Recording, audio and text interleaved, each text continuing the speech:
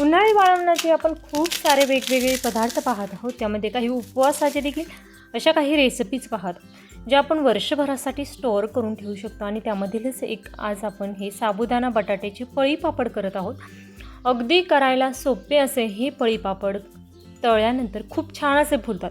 खूप पांढरे शुभ्र असे झालेले आहेत. त्याचबरोबर चवीला देखील तेवढेच छान हे पळी पापड तयार होतात.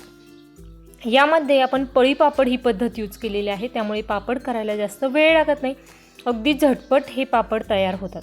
त्याचबरोबर पापड करण्याची एक थोडीशी वेगळी पद्धत आपण या ठिकाणी यूज केलेली आहे. त्यामुळे पापडाचं पीठ आपण ज्यावेळेस शिजवतो त्यावेळेस त्यामध्ये अजिबातही गोळे तयार होत नाही. त्यामुळे पापड परफेक्ट तयार होतात. त्यामुळे रेसिपी शेवटपर्यंत नक्कीच पहा. आणि अशाच भरपूर टिप्स आहेत सोमवारपासून शनिवारपर्यंत सर्व रेसिपीज पाहण्यासाठी वरील व्हिडिओप्रमाणे चॅनलला सबस्क्राईब नक्कीच करा. नमस्कार, मी कविताच किचनमध्ये तुम्हा सर्वांचं खूप खूप मनापासून स्वागत करते. उन्हाळी वाळवण्याच्या खूप साऱ्या वेगवेगळ्या रेसिपीज आपण पाहत आहोत. त्यामध्ये उपवासाचे देखील रेसिपी पाहत असताना या अगोदर आपण साबुदाण्याचे पापड कसे बनवायचे ते पाहिले. तर आज आपण हे साबुदाणा बटाट्याचे पळी पापड कसे तयार करायचे ते पाहत आहोत. त्यासाठी या ठिकाणी अर्धा किलो एवढा बटाटा घेतलेला आहे. बटाटा आपण स्वच्छ धुवून घेतलेला आहे. त्यानंतर कुकरमध्ये आपण पाणी टाकायचं. 3 शिट्ट्या करून हा बटाटा सॉफ्ट होईपर्यंत शिजवून घ्यायचा. आता बटाटा शिजवत असताना मध्यम आचेवर बटाटा शिजवा, जेणेकरून व्यवस्थित असा शिजला जाईल. बटाटा शिजत आहे तोपर्यंत आपण दुसऱ्या गॅसवर साबुदाणा छान असा भाजून घेणार आहोत, जेणेकरून व्यवस्थित असा फुलला जातो.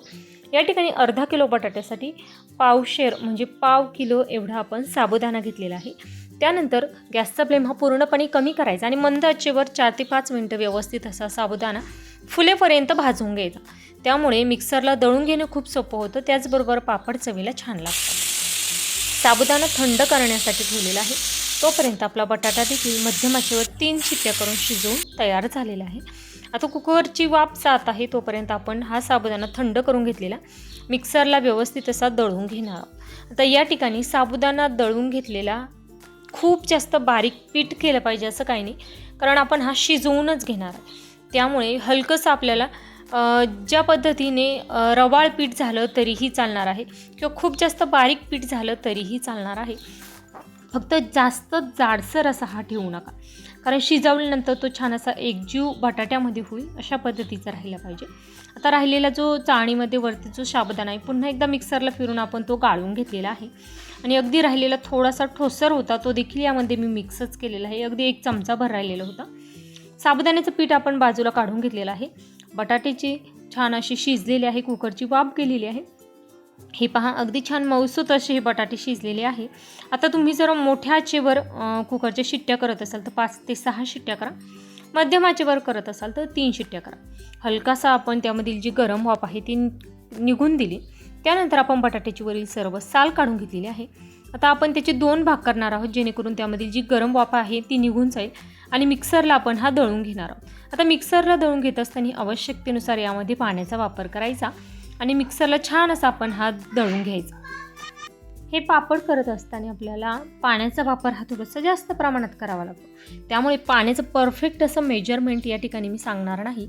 तर सर्वात शेवटी कन्सिस्टन्सी बॅटरची कशा पद्धतीची असावी हे मी तुम्हाला सांगणार आहे. त्यामुळे साधारणतः 1 ते 1.5 ग्लास पाण्याचा वापर करून हे मिक्सरला मी छान असं दळून घेतलेलं आहे. हे पहा, अशा पद्धतीने व्यवस्थित असं दळून घ्यायचं. बटाटा छान असा शिजलेला होता, त्यामुळे दळून घेण्यासाठी जास्त वेळ लागलेला नाही. त्यानंतर आपण मिक्सरच्या भांड्यामध्ये पुन्हा एकदा थोडंसं पाणी टाकून व्यवस्थित असं भांडं क्लीन करून घेतलेलं आहे, कारण अन्न वाया जाऊन द्यायचं नाही. त्यामुळे अगदी व्यवस्थित असं थोडं थोडं पाणी करून आपण 2दा मिक्सरच्या भांड्यामध्ये टाकलं. मिक्सरचं भांडं छान असं क्लीन झालेलं आहे. त्यानंतर व्यवस्थित असं आपल्याला हे मिक्स करून घ्यायचं आहे. हे पहा, अशा पद्धतीने यामध्ये अजिबातही साबुदाण्याचं पिठाचे गोळे राहणार नाही. यासाठी अशा पद्धतीने व्हिस्कच्या सहाय्याने जेवढं जास्त मिक्स करून घेता येईल तेवढं जास्त मिक्स करून घ्यायचं. हे पहा, अशा पद्धतीने जेव्हा आपण हे मिक्स करून घेतो ज्यावेळेस आपण हे शिजवून घेणार आहोत त्यावेळेस आपल्याला त्यामध्ये गोळे तयार होत नाही आणि ते शिजवणं देखील खूप सोपं होतं. आता लहान कढई आहे त्यामुळे मी मोठ्या पातेल्यामध्ये शिजवणार आहे, कारण यामध्ये आपल्याला आणखीन पाणी टाकायचं आहे. त्याचबरोबर शिजल्यानंतर हे बॅटर थोडंसं जास्त होतं, त्यामुळे मोठ्या पातेल्याचा या ठिकाणी मी वापर करत आहे. हे पहा, व्यवस्थितच आपण मिक्स करून घेणार आहोत. आता हवं तर तुम्ही अगोदरच मोठ्या पातेल्याचा वापर केला तरीही चालणार आहे. आता कढईमध्ये थोडंसं पाणी टाकलेलं आहे आणि ते पाणी आपण यामध्ये टाकलेलं आहे. आता व्यवस्थित असं मिक्स करून घ्यायचं आणि पुन्हा एकदा आपल्याला यामध्ये पाणी टाकावं लागणार आहे, कारण की शिजल्यानंतर हे घट्टसर होतं, दाटसर होतं, कारण साबुदाणा यामध्ये आपण कच्चा दळून टाकलेला आहे, तो फुलतो. त्यामुळे आपल्याला यामध्ये आणखीन थोडंसं पाण्याचा वापर यामध्ये करावा लागणार आहे. आता हे पहा, पुन्हा एकदा व्यवस्थित असं हलवून आपण यामध्ये जे थोडेफार साबुदाण्याचे गोळे राहिलेले असतील ना, ते सर्व आपल्याला मोडून घ्यायचे आहे.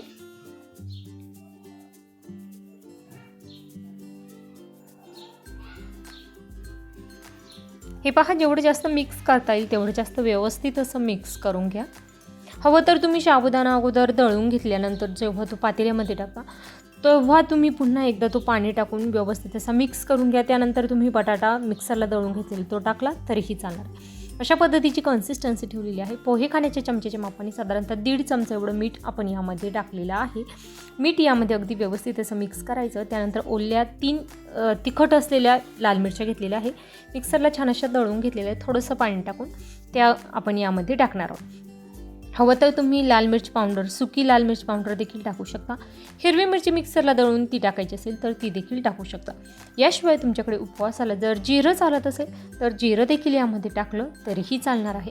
आमच्या भागामध्ये उपवासाला जिरं वगैरे खाल्लं जात नाही, त्यामुळे मी या ठिकाणी जिरं स्किप केलेलं. आता या ठिकाणी स्टीलचं पातेलं आहे, त्यामुळे एकसारखं मला हलवत राहावं लागणार आहे. आणि गॅसचा फ्लेम हा मध्यम करायचा, जास्त मोठा करायचा नाही, मध्यम आचेवर हे व्यवस्थित असं या ठिकाणी आपल्याला हलवत शिजवून घ्यायचं. साधारणतः मध्यम आचेवर आपल्याला 10 मिनटं लागणार आहे आणि 10 मिनटामध्ये अगदी व्यवस्थित असा हा साबुदाणा यामध्ये शिजतो. हे पहा, तुम्ही पाहू शकता थोडासा सर्वात शेवटीचा जो साबुदाणा होता तो थोडासा जाडसर आलेला आहे, परंतु काही हरकत नाही, आपल्याला हे पीठ शिजवूनच घ्यायचं आहे. त्यामुळे फक्त बारीक किंवा खूप जास्त पीठ करायला हवं असं काही नाही. हे पहा, हलकासा जाडसर साबुदाणा माझा राहिलेलाच आहे. अगदी छान असं आपण हे शिजवून घेतल्यानंतर तुम्ही पाहू शकता खूप घट्टसर असं होत आहे. आणि खूप जास्त जर पाणी टाकलं, खूप जास्त पातळ झालं तर ते पापड्यांना आपण ज्यावेळेस प्लास्टिकच्या कागदावर या पापड्या करतो त्यावेळेस त्या खूप पसरतात, पाहिजे तेवढा छान असा शेप येत नाही. त्यामुळे थोडंसं घट्टसरच हे पीठ ठेवा. खूपच जास्त अगोदरच पाणी टाकण्यापेक्षा शिजवत असताना आवश्यकता वाटल्यास तुम्ही थोडंसं गरम पाणी करून यामध्ये टाकू शकता आणि आणखीन 5 मिनटं शिजवून घेऊ शकता. जर पहिल्यांदाच करत असाल तर तुम्हाला जर थोडासा अंदाज असेल तर अगोदरच तुम्ही पाणी टाकलं बेताचंच तरीही चालणार आहे. आणि हे पहा, पापड्या करत असताना थोड्याशा जाडसर ठेवा, कारण वाळल्यानंतर ह्या पापड्या खूप पातळ अशा होतात. त्यामुळे अगोदर थोड्याशा जाडसर ठेवा. एक पळीमध्ये एकच पापडी बनवा. अशा पद्धतीने छान अशा पापड्या मी करून घेतल्यानंतर त्या उन्हामध्ये ठेवणार आहे आणि कडकडीत उन्हामध्ये आपण 1 ते 1.5 दिवसामध्ये छान अशा या पापड्या सुकवून घेतलेल्या आहे. परफेक्ट अशा पापड्या तयार झाल्या. तुम्ही पाहू शकता वाळल्यानंतर देखील किती पातळ या पापड्या झालेल्या आहे, अगदी ट्रान्सपरंट दिसत आहे. आता ह्या पापड्या तळण्यासाठी तेल हे कडकडीत गरम असायला हवं. कडकडीत तेल गरम असेल तरच पापडी छान अशी फुलते, त्याचबरोबर चवीला देखील तेवढी क्रिस्पी अशी लागते. त्यामुळे तेल छान असं कडकडीत गरम झालेलं असायला हवं. हे पहा, आपल्या साबुदाणा बटाट्याच्या पापड्या या ठिकाणी तळून तयार झालेल्या आहे. रेसिपी आवडल्यास लाईक करा, जास्तीत जास्त शेअर करा. त्याचबरोबर चॅनलवर नवीन असाल तर सबस्क्राईब नक्कीच करा. सबस्क्राईब केल्यामुळे माझ्या येणाऱ्या खूप साऱ्या सोमवारपासून शनिवारपर्यंतच्या उन्हाळी वाळवणाच्या रेसिपीज असतील, त्याचबरोबर समर ड्रिंकच्या रेसिपी देखील आपण येत्या 15 दिवसानंतर चालू करणारच आहोत. त्या सर्व रेसिपीज पाहण्यासाठी चॅनलला सबस्क्राईब नक्कीच करा.